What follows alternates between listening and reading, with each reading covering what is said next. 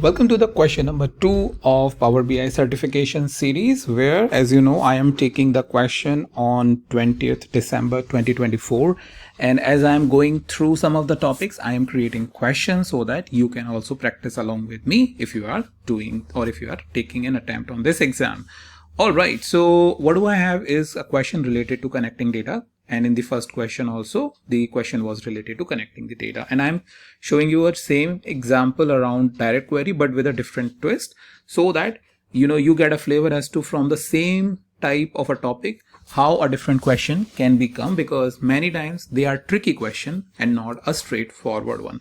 And then I will show you how you can get this workbook as well as I have the fully baked question paper of 60 questions, which is very difficult as per my practice and understanding.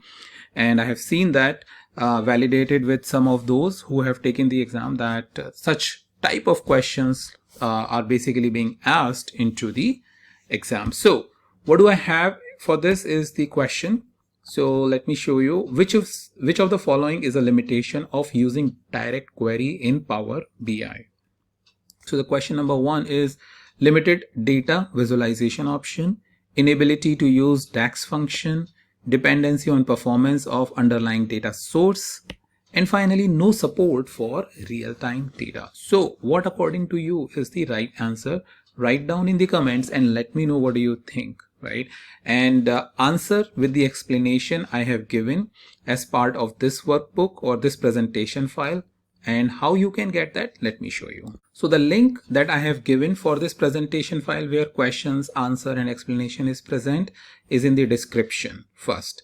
It will take you to my Google group where you need to join the Google group. Then the link will come which will land you over here in the dataset folder. Within this you have the dataset sheet in which I have the PL300 questions prepared, and as you can see I have many other different links present, as in when I find or create a video on, I just go ahead and put the links over there so that you can find all the links at one single place.